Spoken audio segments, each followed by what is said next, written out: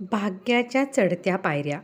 अनेक जन्मी जी सत्कर्मे केली त्याचे फळ म्हणून हा नरदेह मिळतो. त्यामध्ये भाग्य फळले तरच माणूस सन्मार्गास लागतो. आधी नरदेह हे भाग्य, त्यावर उत्तम वासना, त्यावर भगवंताचे भजन, या गोष्टी पूर्व पुण्याईने घडतात.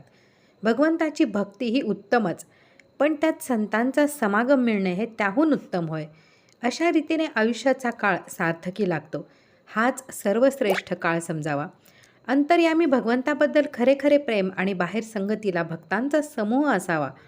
मग मोठे उत्सव होऊन जेव्हा अखंड हरिकथा चालते त्याने भगवंताचे प्रेम दुप्पट वाढते. आपल्याला नरदेह मिळाला आहे, काहीतरी त्याचे सार्थक करून घ्यावे. तसे केले तर अति दुर्लभ असणारा परलोक प्राप्त होतो.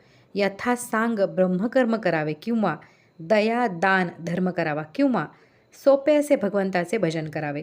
पश्चातापाने संसाराचा त्याग करावा किंवा भक्तीच्या मार्गास लागावे किंवा संतांचा समागम करावा.